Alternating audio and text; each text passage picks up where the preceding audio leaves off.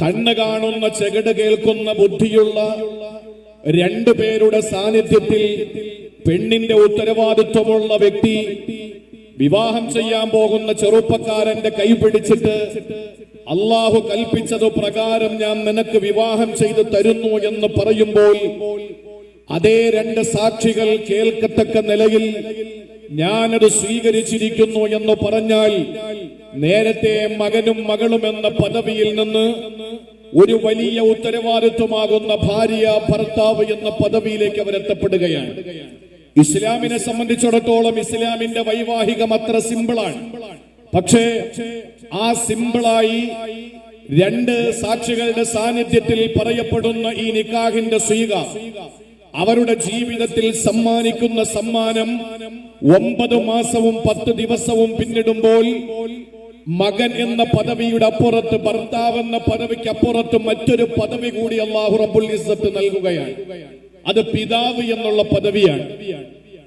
മകൾ എന്ന പദവിയും ഭാര്യ എന്ന പദവിക്കും അപ്പുറത്ത് ലോകത്ത് മറ്റാർക്കും അവകാശപ്പെടാൻ കഴിയാത്ത, ലോകത്ത് ഏറ്റവും വലിയ മഹത്വമായി അള്ളാഹുവിന്റെ പ്രിയപ്പെട്ട പ്രവാചകൻ അഷ്റഫുൽ ഖൽഖ് നബി മുഹമ്മദ് മുസ്തഫ സല്ലല്ലാഹു അലൈഹി വസല്ലമ തങ്ങൾ പഠിപ്പിച്ച മാതൃത്വം എന്ന പദവിയിലേക്ക് ഈ 3 വധുക്കളും എത്തപ്പെടുകയാണ്.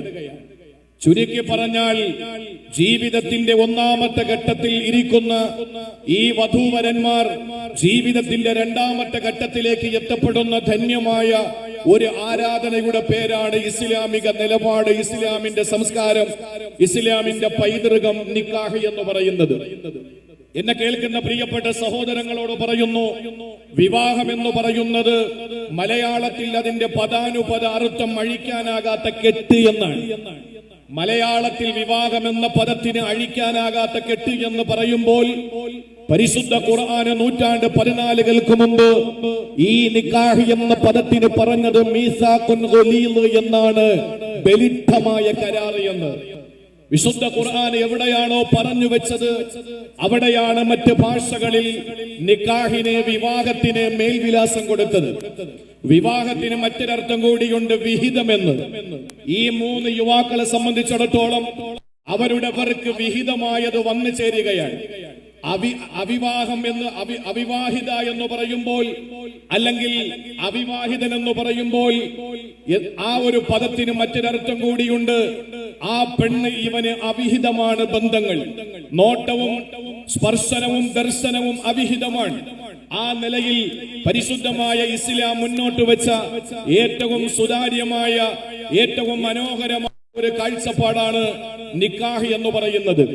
അതിന്റെ 2 ദിവസം മുമ്പ് ഏതോ മലയിറങ്ങി വന്ന, ഏതോ കടല് കടന്നു വന്ന സംസ്കാരത്തെ വാരിപ്പുണർന്നുകൊണ്ട് മഞ്ഞ കല്യാണം എന്ന ഏറ്റവും വൃത്തികെട്ട സംസ്കാരത്തിലേക്ക് സമുദായത്തിന്റെ ചെറുപ്പക്കാരും സമുദായത്തിന്റെ ചെറുപ്പക്കാരികളും എത്തപ്പെടുമ്പോ അതൊക്കെ അനിസ്ലാമികമാണ് എന്ന തിരിച്ചറിവാണ് ഒരു ഇസ്ലാമിക കലാലയത്തിന്റെ ഈ മുറ്റത്ത് വെച്ച് നടത്തപ്പെടുന്ന ഈ സമൂഹ വിവാഹം അല്ലെങ്കിൽ സാധു വിവാഹം എന്ന് മനസ്സിലാക്കുക.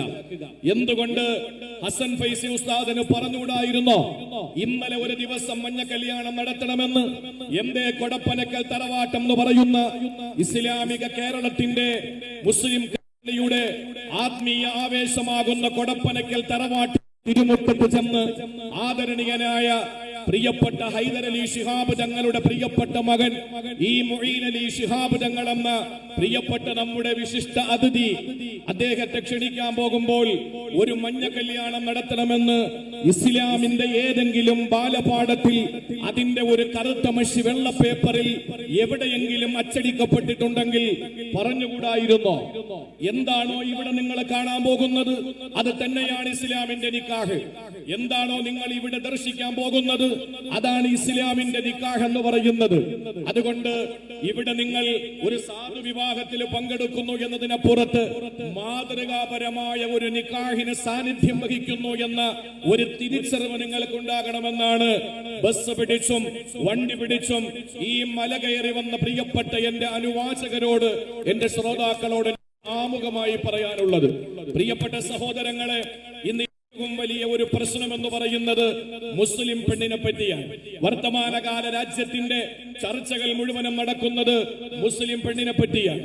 ഞാൻ അടിവരയിട്ട് പറയുന്നു, ഇസ്ലാം പെണ്ണിന് കൊടുക്കുന്ന സ്വാതന്ത്ര്യം, ഇസ്ലാം പെണ്ണിന് കൊടുക്കുന്ന അവളുടെ സ്വാതന്ത്ര്യത്തിൽ അവളുടെ അവകാശത്തിന്റെ ധ്വംസനങ്ങളെ പറ്റി പറയാൻ, ആ അവകാശങ്ങൾ വകവെച്ചു കൊടുക്കണമെന്ന ശക്തമായ ഭാഷയിൽ അള്ളാഹുവിന്റെ വിശുദ്ധമായ ഖുർആൻ വഹീന്റെ സന്ദേശങ്ങൾ അടിവരയിടുമ്പോൾ ലോകത്ത് ഒരു സൂറത്തു റിജാൽ എന്ന് പറയുന്ന ഒരു അധ്യായത്തെ നമുക്ക് കാണാൻ കഴിയില്ല. ഫാത്തിഹയിൽ തുടങ്ങി ബഖറ മുതൽ ആലു ഇമ്രാനിൽ തുടങ്ങി സൂറത്തുൽ ഫലക്കും സൂറത്തുൽ നാസിൽ അവസാനിക്കുന്ന 114 അധ്യായങ്ങളിൽ ഒരു അധ്യായത്തിന് പോലും സൂറത്തു റിജാൽ എന്ന് നമുക്ക് കാണാൻ കഴിയില്ല. എന്നാൽ ഒരധ്യായം അല്ലാഹു തആല കൊടുത്തു. ആ അധ്യായത്തിന്റെ പേര് ബഖറ കഴിഞ്ഞാൽ ഏറ്റവും വലിയ അധ്യായം, സൂറത്തു ആലി ഇമ്രാൻ കഴിഞ്ഞാൽ ഏറ്റവും വലിയ അധ്യായം. ആ അധ്യായത്തിന്റെ പേര് അൻ-നിസാ എന്നാണ്. ഈ അൻ-നിസാ എന്ന് പറയുന്ന സ്ത്രീകളുടെ സുരക്ഷിതത്വത്തിനും സ്ത്രീകളുടെ അവകാശങ്ങൾക്കു വേണ്ടിയും ആ അവകാശ ധ്വംസനങ്ങളുടെ പേരിൽ കണ്ണീരും കയ്യുമായി കഴിയുന്ന പാവപ്പെട്ട കുടുംബിനികൾക്ക് സമാധാനത്തിന്റെ സന്ദേശം പകരാൻ വേണ്ടിയിട്ട് വിശുദ്ധമായ ഖുർആൻ വെച്ച അധ്യായമാണ് സൂറത്തുൻ നിസാ. രാപ്രസംഗങ്ങളിലും കവലപ്രസംഗങ്ങളിലും ചാനൽ ചർച്ചകളിലും അന്തി ചർച്ചകളിലും ഇസ്ലാം പെണ്ണിന് കൊടുക്കുന്ന സ്വാതന്ത്ര്യത്തിന്റെ കുറവിനെയും ബലഹീനതയും ന്യൂനതയും പറ്റി വാചാലമാകുമ്പോ അതല്ല ഇസ്ലാം. ഇസ്ലാമിന്റെ കാഴ്ചപ്പാടിൽ നിക്കാഹിന്റെ പ്രാധാന്യത്തിന്റെ ഒപ്പം ആ പുരുഷന് തന്റെ പ്രിയപ്പെട്ട ഇണയെ, തന്റെ ബന്ധം എന്ന മീസാഖുൻ ഖലീദിനെ, ബലിട്ടമായ കരാറിനെ, ഒരിക്കലും അഴിക്കാനാകാത്ത കെട്ടിനെ അഴിച്ചു കളയാൻ പുരുഷന് ഒരൊറ്റ മാർഗം, ഒരൊറ്റ വഴി മാത്രമേ കൊടുത്തിട്ടുള്ളൂ, പേര് ത്വലാഖ്. എന്തുകൊണ്ടാണ് ദൃശ്യശ്രാവ്യ മാധ്യമങ്ങളിൽ ത്വലാഖ് എന്ന പദപ്രയോഗം നടത്തുന്നത്? എന്തുകൊണ്ട് ഡിവോഴ്സ് എന്ന് പറയുന്നില്ല? എന്തുകൊണ്ട് വിവാഹമോചനം എന്ന് പറയുന്നില്ല? ത്വലാഖ് ത്വലാഖ് എന്ന് പറഞ്ഞ് ആ ഇസ്ലാമിന്റെ കാഴ്ചപ്പാടിൽ ഏറ്റവും വലിയ ആരാധനകളിൽ ഒന്നാകുന്ന ഈ നിക്കാഹിനെ വളച്ചുകെട്ടില്ലാതെ ഇസ്ലാമിക സമൂഹത്തിനെ കൊഞ്ഞനം കുത്തപ്പെടുന്ന നിലയിൽ, അതിനെ അധിക്ഷേപിക്കുന്ന നിലയിൽ പരിശുദ്ധമായ ഇസ്ലാമിന്റെ ഏറ്റവും മനോഹരമായ രണ്ട് വസ്തുക്കളെ കൂട്ടിച്ചേർക്കുന്ന തനാഖഹത്തിൽ അഷ്ജാർ കാറ്റടിക്കുന്ന സമയത്ത് ഈ നല്ല മനോഹരമായ ഇടുക്കി ജില്ലയിലെ ഏറ്റവും വലിയ മനോഹരമായ, ലോകം മുഴുവനും ഈ നാടിനറിയപ്പെടുന്ന മൂന്നാറിന്റെ താഴ്വരയിൽ മരത്തിന്റെ ചില്ലകൾ തമ്മിൽ കാറ്റടിക്കുമ്പോ ചേരുന്ന തനാഖഹത്തിൽ അഷ്ജാർ, കാറ്റടിക്കുമ്പോ മരത്തിന്റെ ചില്ലകൾ തമ്മിൽ ചേരുന്നു തനാഖഹത്തിൽ അഷ്ജാർ. അതിൽ നിന്നാണ് നിക്കാഹ് എന്ന പദം എടുത്തിട്ടുള്ളത്. ആ നിലയിൽ ഏറ്റവും മനോഹരം കൂട്ടിച്ചേർക്കലിനെ ഇന്ന് വികൃതമാക്കിക്കൊണ്ട് ത്വലാഖ് മുത്തലാഖ് എന്ന് പറഞ്ഞ് പത്രങ്ങളിൽ ഒരുപാട് കോളങ്ങൾ സൃഷ്ടിക്കപ്പെടുമ്പോ എന്റെ പ്രിയപ്പെട്ട സഹോദരങ്ങളെ, സഹോദരിമാരെ, പുരുഷന് ഈ കുരുക്കിൽ നിന്ന് രക്ഷപ്പെടാൻ, ഇതൊരു കുരുക്കാണ്, ആ കുരുക്കിൽ നിന്ന് മറികടക്കാൻ ത്വലാഖ് എന്ന് പറയുന്ന സംഗതി മാത്രമേ ഉള്ളൂ. എന്നാൽ പെണ്ണിന് രണ്ട് വഴികൾ തുറന്നു കൊടുത്തു.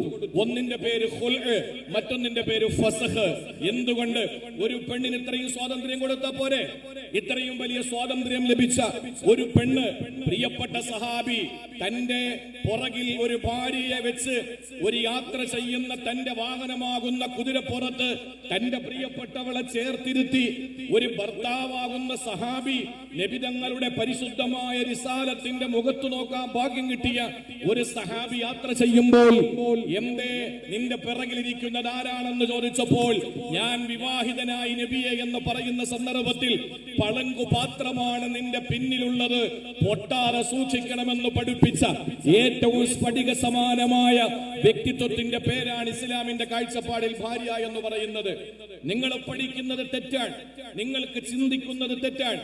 ആ ചിന്തകൾക്കപ്പുറത്ത് ഈ അഖ്സയുടെ വിവാഹവേദിയിൽ നിന്ന് നിങ്ങൾക്ക് പഠിക്കാൻ ഒന്നല്ല, 1000 ആൻസറുകൾ ഈ സദസ്സിൽ നിന്ന് നിങ്ങൾക്ക് പഠിച്ചു പോകാനുണ്ട്.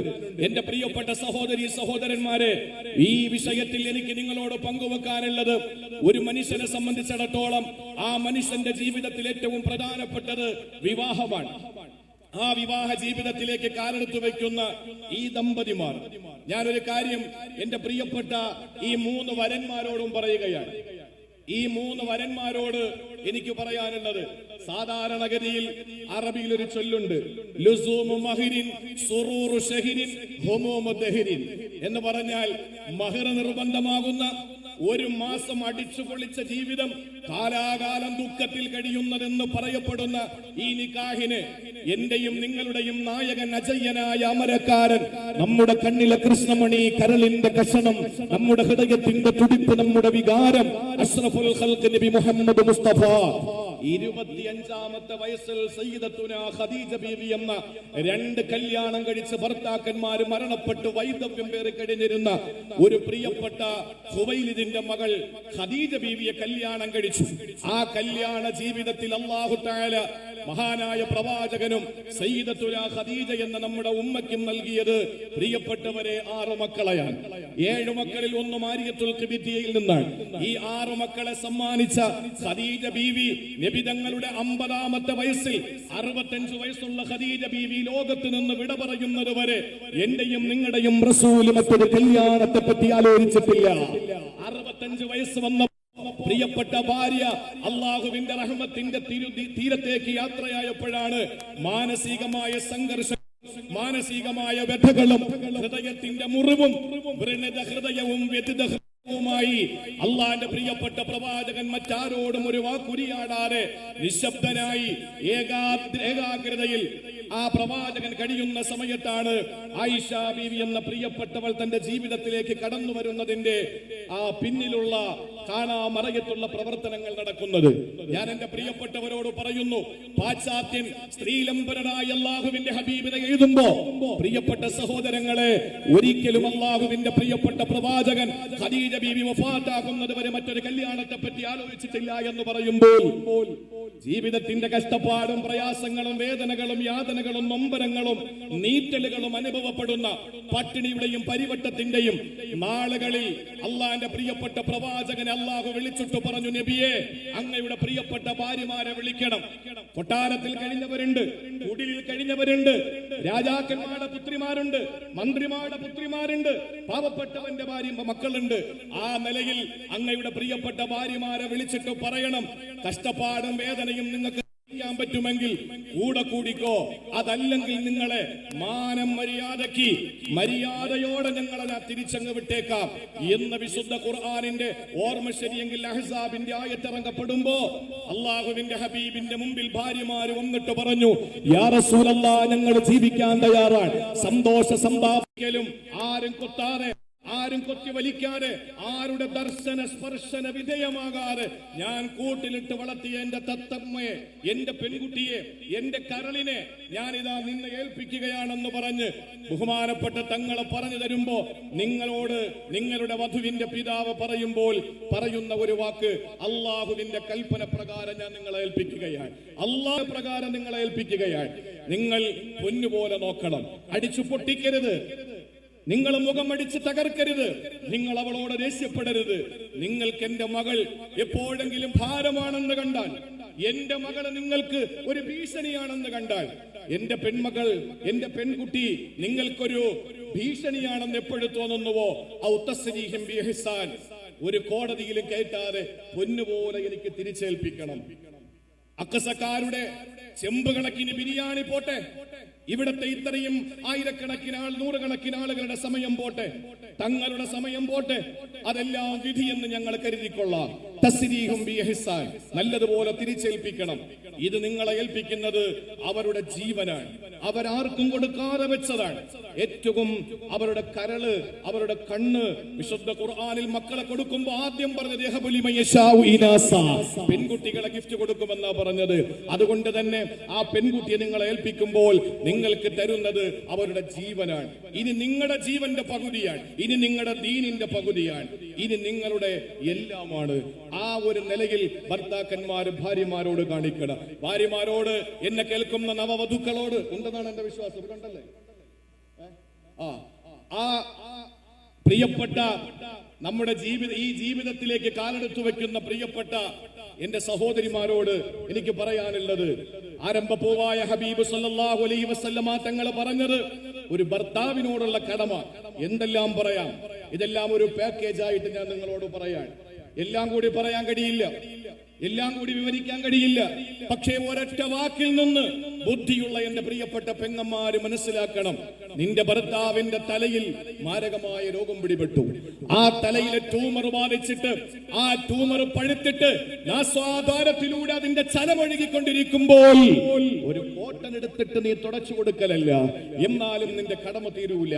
നീ ചെയ്യേണ്ടത്, നീ ടേസ്റ്റ് ചെയ്യുന്ന, നീ ഭക്ഷണം കഴിക്കുമ്പോൾ ടേസ്റ്റും സ്വാദും അറിയുന്ന നിന്റെ നാവ്, ആ നാവ് കൊണ്ടുവന്ന് നിന്റെ ഭർത്താവിന്റെ നാസ്വാദ്വാരത്തിലൂടെ ഒലിച്ചിറങ്ങുന്ന ചലം നീ നക്കി തുളച്ചു കൊടുത്താലും നിന്റെ ഭർത്താവിനോടുള്ള കടമ പൂർത്തീകരിച്ചവളാവൂല.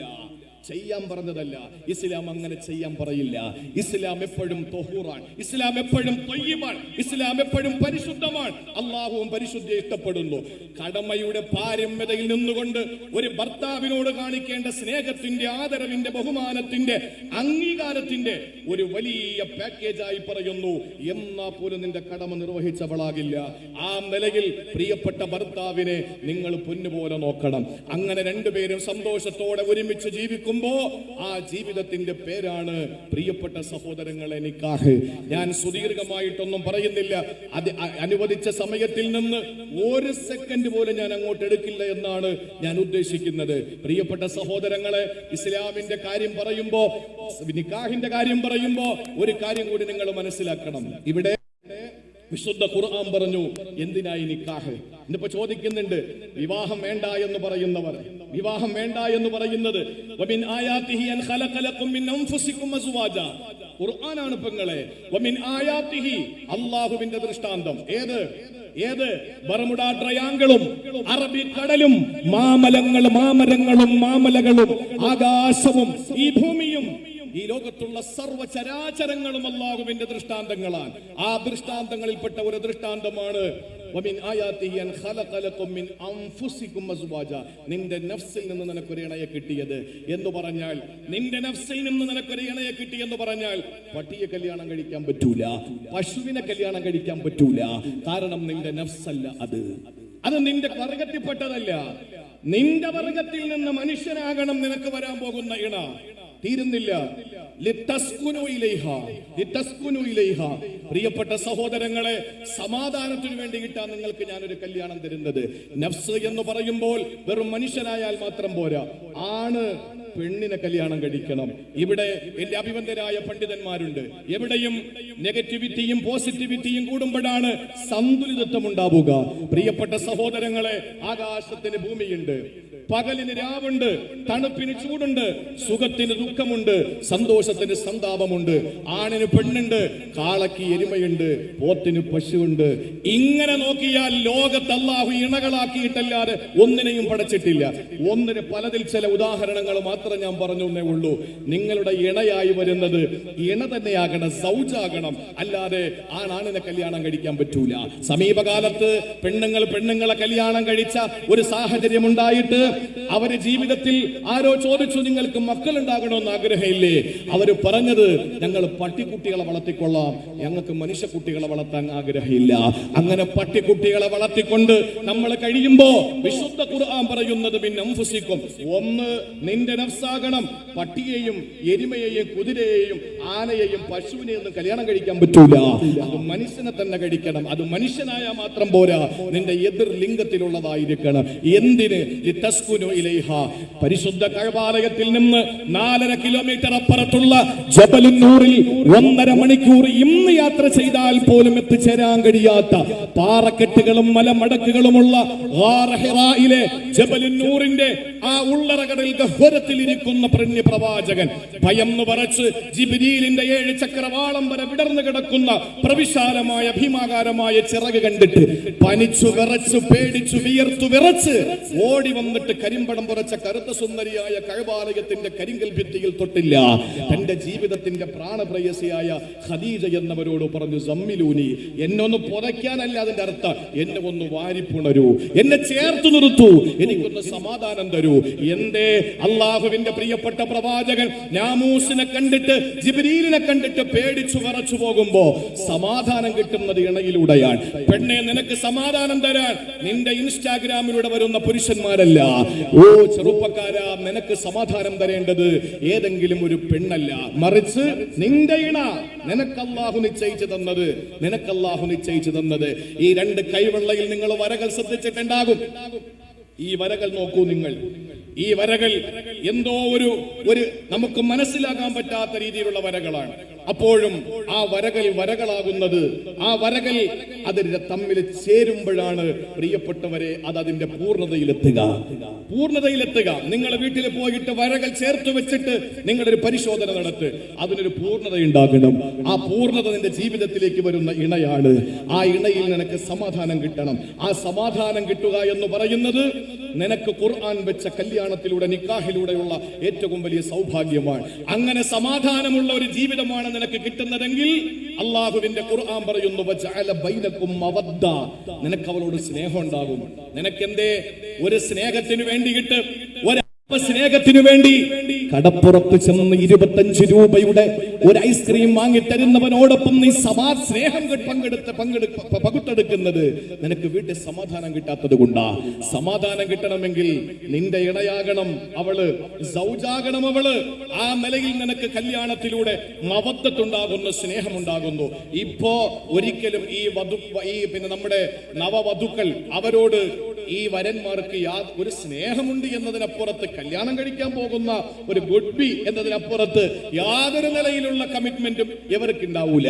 പക്ഷെ നിക്കാഹിന്റെ സീഗ പറഞ്ഞ് ഈജാബും കബൂലും കരഞ്ഞാൽ അല്ല പറയുന്നു, വജഅല ബൈനകും മവദ്ദ, പിന്നെ ആ 3 സ്ത്രീകളുടെയും ശരീരത്തിൽ ഒരു മുള്ളു കൊണ്ടാൽ നീറുന്നത് അവർക്കല്ല, ഈ ഇരിക്കുന്ന 3 വരന്മാരുടെ ഹൃദയത്തിലാണ് അതിന്റെ നീറ്റല് വരിക. മാത്രമല്ല വജഅല ബൈനകും മവദ്ദതൻ വറഹ്മ, കാരുണ്യമാണ് അല്ലാഹു തആല കൊടുക്കുക. കരുണയുടെ, ആർദ്രതയുടെ, കനിവിന്റെ, ദയയുടെ ഒരു വലിയ കടലായി ഭർത്താവ് ഭാര്യയുടെ മുമ്പിൽ, ഭാര്യ ഭർത്താവിന്റെ മുമ്പിൽ മാറുകയാണ്. ചേർത്ത് ഞാൻ ഒരു കാര്യം കൂടി പറയാണ് എന്റെ പ്രിയപ്പെട്ട സഹോദരങ്ങളെ. ആ ഒരു നിലയിലേക്ക് നമ്മളുടെ കാര്യങ്ങളെ എത്തപ്പെടുമ്പോ വിശുദ്ധ ഖുർആനിൽ സൂറത്തുൻ നിസാ ആരംഭിക്കുന്നത് എങ്ങനെയാണെന്നറിയോ? യാ അയ്യുഹന്നാസ് ഇന്നാ ഖലഖനാകും മിൻ ദക്കരി യാ അയ്യുഹന്നാസ് ഇത്തഖൂ റബ്ബകും അല്ലദീ ഖലഖകും മിൻ നഫ്സിൻ വാഹിദ വജഅല ബൈനകും നഫ്സിൻ വാഹിദ വഖലഖ മിൻഹാ സൗജഹാ വബത്ത മിൻഹുമാ റിജാലൻ കസീറൻ വനിസാഅ വത്തഖുല്ലാഹ് അല്ലദീ തസാഅലൂന ബിഹി വൽ അർഹാം ഇന്നല്ലാഹ കാന അലൈക്കും റഖീബാ. കല്യാണം കഴിഞ്ഞവരും കഴിക്കാനിരിക്കുന്നവരും നന്നായിട്ടൊന്ന് പഠിച്ചോ. അള്ളാഹുവിന്റെ ഖുർആനിൽ ഒരു ആയത്തിൽ 2 തഖ്വ, നിങ്ങൾ സൂക്ഷിക്കുക എന്ന് പറഞ്ഞത് ഈ ഒരു ആയത്തിൽ മാത്രമാണ്. യാ അയ്യുഹന്നാസ് ഇത്തഖൂ പറഞ്ഞു, അവസാനം നിങ്ങൾ സൂക്ഷിക്കുക എന്ന് അവസാനം കൂടി പറഞ്ഞു. സൂക്ഷിക്കണം നിങ്ങൾ. വേറെ നിസ്കാരത്തിന്റെ കാര്യത്തിൽ ഇത് പറഞ്ഞിട്ടില്ല, നോമ്പിന്റെ കാര്യത്തിൽ പറഞ്ഞിട്ടില്ല. യാ അയ്യുഹന്നാസ് ഇത്തഖൂ റബ്ബകും അല്ലദീ ഖലഖകും മിൻ നഫ്സിൻ വാഹിദ വഖലഖ മിൻഹാ സൗജഹാ വബത്ത മിൻഹുമാ റിജാലൻ കസീറൻ വനിസാ വത്തഖുല്ലാഹ്. 2 തവണ തഖ്വ പറഞ്ഞ ഒരേ ഒരു വചനം നിക്കാഹിന്റെ ആയത്താണ്. എന്നിട്ട് അവസാനം അല്ലാഹു ഖത്മ ചെയ്ത് സീൽ വെച്ച് പിൻകുറിയായി ചേർത്ത് വെച്ച് എന്താണെന്നറിയോ? ഇന്നല്ലാഹ കാന അലൈക്കും റഖീബ. അല്ല പൊട്ടനാണെന്ന് നീ കരുതരുതടി, അല്ല പൊട്ടനാണെന്ന് നീ ചിന്തിക്കരുത്. നീ നിന്റെ പ്രിയപ്പെട്ട ഭാര്യയോടുള്ള ബാധ്യതകൾ പൂർത്തീകരിച്ചില്ലെങ്കിൽ, നിന്റെ ഭർത്താവിനുള്ള ബാധ്യതകൾ നീ പൂർത്തീകരിച്ചില്ലെങ്കിൽ, ഇന്നല്ലാഹ കാന അലൈക്കും റഖീബ, അല്ലാഹു നിന്നെ നിരീക്ഷിക്കുകയാണ്. വിശുദ്ധ ഖുർആൻ ഇങ്ങനെ ഭീകരമായ ഒരു അർത്ഥഭാഗങ്ങളുള്ള ഗർഭമുള്ള ഒരായത്തിന് നമുക്ക് കാണാൻ കഴിയില്ല. അതുകൊണ്ട് എന്റെ പ്രിയപ്പെട്ട സഹോദരങ്ങളെ, ഇവിടെ വിവാഹിതരാക്കുന്ന പ്രിയപ്പെട്ട ദമ്പതിമാര് അൽഹംദുലില്ലാഹ് വളരെ സന്തോഷം തോന്നുകയാണ്. ഞാൻ രാവിലെ 3 മണിക്ക് എൻ്റെ പ്രിയപ്പെട്ട സുഹൃത്തുക്കൾ ജമിയത്തുൽ ഉലമയുടെ യുവപ്രസ്ഥാനത്തിന്റെ പ്രസിഡന്റ്, വിദ്യാർത്ഥി പ്രസ്ഥാനത്തിന്റെ പ്രസിഡന്റ്, അതുപോലെ തന്നെ മറ്റൊരു പദപണ്ഡിതൻ ഒക്കെ ആയിട്ട് നമ്മളിങ്ങനെ യാത്ര ചെയ്ത് 3 മണിക്കാണ് ഞങ്ങൾ നാട്ടിൽ 3 മണിക്ക് എഴുന്നേറ്റ് 3:30 മണിക്ക് യാത്ര ആരംഭിച്ചു വന്നു.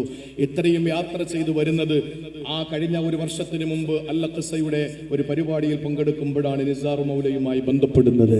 അതിനുശേഷം ഹറമുകളിൽ അഖ്സയുടെ ആളുകളെ ഞാൻ കണ്ടിട്ടുണ്ട്. ഏറ്റവും എനിക്ക് എൻ്റെ ഹൃദയസ്പൃക്കായ ഒരു കാര്യമെന്ന് പറയുന്നത് ഇവിടുള്ള ആളുകൾ ഈ കാണിക്കുന്ന സമീപനമാണ്. ഞാൻ ഒരുപാട് നീട്ടി പറയുന്നില്ല.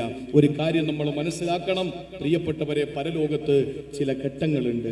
പരലോകത്ത് ചില ഘട്ടങ്ങളിൽ വിജയിച്ചാലേ നമുക്ക് രക്ഷപ്പെടാൻ കഴിയുള്ളൂ. നല്ലതുപോലെ മരിച്ചു എന്ന് പറഞ്ഞിട്ടും കാര്യമൊന്നുമില്ല, നല്ലതുപോലെ ഖബറിൽ രക്ഷപ്പെട്ടു എന്ന് പറഞ്ഞിട്ടും കാര്യമൊന്നുമില്ല. അതൊക്കെ ശരിയാണ്, അത് അംഗീകരിക്കണം, അതൊക്കെ നെസ്സാണ്. പക്ഷേ നമ്മുടെ വലത് കയ്യിൽ കർമ്മ പുസ്തകം കിട്ടണം. വലത് കയ്യിൽ കർമ്മ പുസ്തകം കിട്ടിയില്ലെങ്കിൽ നമ്മൾ പറഞ്ഞു പോകും,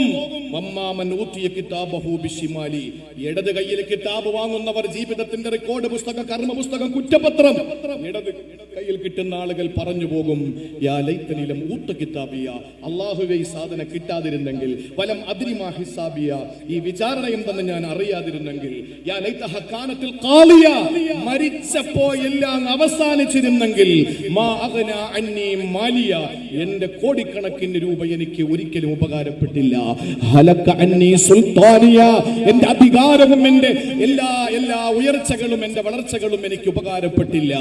ആ സമയത്ത് അള്ളാഹുവിന്റെ ഭാഗത്ത് നിന്ന് അശരീരി മുഴങ്ങുന്നു, പിടിക്കടാ അവനെ, പിടിക്കടാ അവളെ, അവന്റെ കഴുത്തിൽ പിടിച്ചിട്ട് കത്തിയാളുന്ന ഭീകരമായ നരകത്തിലേക്ക് വലിച്ചെറിയുക. 70 ചങ്ങലകൾ കൊണ്ട് അവനെ ബന്ധിച്ചിട്ട് നരകത്തിലേക്ക് അങ്ങ് വലിച്ചെറിയാൻ പറയുമ്പോ അള്ളാഹുവിന്റെ ഖുർആൻ പറയുന്നു, എന്താണ് അവർ ചെയ്ത തെറ്റെന്നറിയോ? ഈ സമുദായത്തെ ഒറ്റുകൊടുത്തതല്ല, ഈ സമുദായത്തെ അധിക്ഷേപിച്ചതല്ല. അള്ളാഹുവിന്റെ വിശുദ്ധ ഖുർആൻ പറയുന്നു, ഇന്നഹു കാന ലാ യുമിനു ബില്ലാഹിൽ അലീം, അവർക്ക് ഈമാനില്ലായിരുന്നു.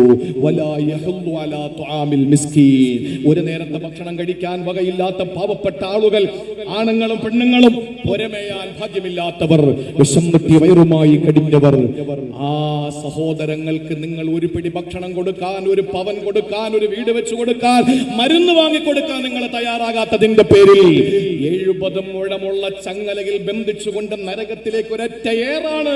ഇത് വിശുദ്ധ ഖുർആനിന്റെ പ്രഖ്യാപനമാണ്. ഇത് സഹോദരങ്ങളെ ഇടത് കയ്യിൽ കിതാബ് കിട്ടാത്തതിന്റെ, വലത് കയ്യിൽ കിതാബ് കിട്ടാത്തതിന്റെ ഭവിഷ്യത്താണ്. വിശുദ്ധ ഖുർആൻ പറയുന്നു, എന്തിനാ തന്നത്? ആയിരക്കണക്കിന് കണ്ണുകൾ ഇവിടില്ലേ, ആയിരക്കണക്കിന് നാവില്ലേ, ആയിരക്കണക്കിന് ില്ലേ? പ്രതീകമായി അല്ലാഹു പറയുന്നു, അലം നജ്അൽ ലഹു ഐനൈൻ, നിങ്ങൾക്ക് 2 കണ്ണ് തന്നില്ലേ, വലിസാനൻ, ഒരു നാവ് തന്നില്ലേ, വശഫതൈൻ, 2 ചുണ്ട് തന്നില്ലേ. എന്തേ ബാക്കി അവയവങ്ങൾ അല്ലാഹു പറയാത്തത്?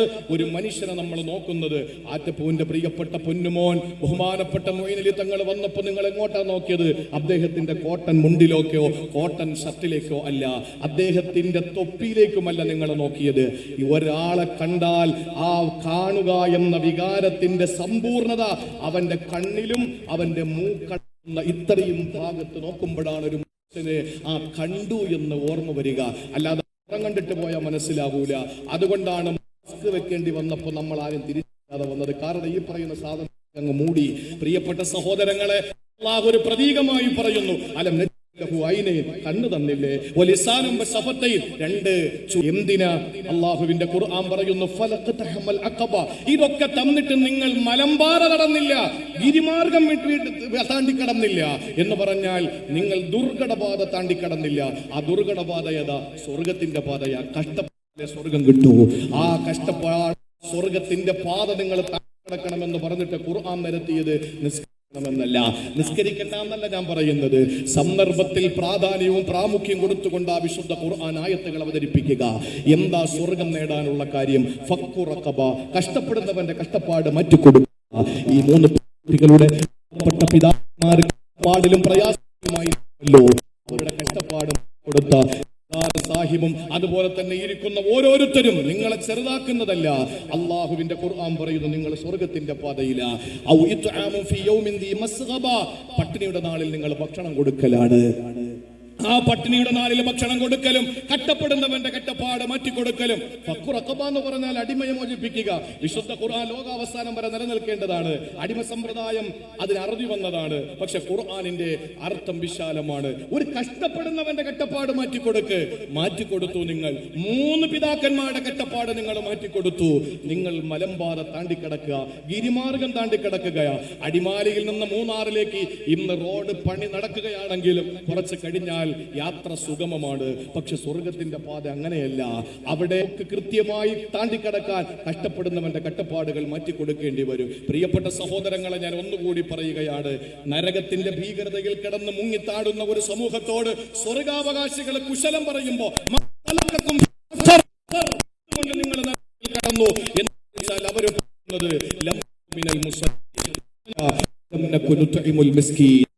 ഞങ്ങൾ ആർക്കും ഒന്നും കൊടുത്തില്ല, ഒരു നയാ പൈസ പോലും ഞങ്ങൾ ആർക്കും സഹായിച്ചിട്ടില്ല. ഒരു കുട്ടിയെ കെട്ടിക്കാൻ ഞങ്ങൾ സഹായിച്ചില്ല. കണ്ണീരും കയ്യുമായി കഴിഞ്ഞ പാവപ്പെട്ട ചെറ്റക്കൂരയിലെ സഹോദരിമാര് 30-35 വയസ്സും പ്രായമെത്തിയിട്ട് മക്കളും മക്കളുടെ മക്കളുമാകാനുള്ള പ്രായമെത്തിയിട്ട് ആ പാവപ്പെട്ട പെൺകുട്ടികൾക്കൊരു മംഗല്യ ഭാഗ്യം നേടിക്കൊടുക്കാൻ കഴിയാത്ത രീതിയിൽ ആർഭാടത്തിന്റെ രഥത്തിലേറിയിട്ട് ഏറ്റവും വലിയ കല്യാണ മാമാകങ്ങൾ നടത്തിയിട്ടും മഞ്ഞ കല്യാണം നടത്തിയിട്ട് ചെമ്പ് കണക്കിന് ബിരിയാണി കുഴിച്ചിടുകയും ലക്ഷക്കണക്കിന് രൂപയുടെ പന്തലുണ്ടാക്കിയിട്ട് സെൻട്രൽ AC വെച്ചുകൊണ്ട് ഒരുപാട് കല്യാണങ്ങൾ നടത്തുന്ന ഹാജിമാരെ നമുക്കറിയാം. ആ അവസ്ഥയിൽ നിന്ന് വ്യത്യസ്തമായി സമൂഹ വിവാഹം 1ാമത്തെ വാർഷികത്തിൽ ഒരു പെൺകുട്ടിയെ, 2ാമത്തെ വാർഷികത്തിൽ 2 പെൺകുട്ടിയെ, 3ാമത്തെ വാർഷികത്തിൽ 1 പെൺകുട്ടിയെ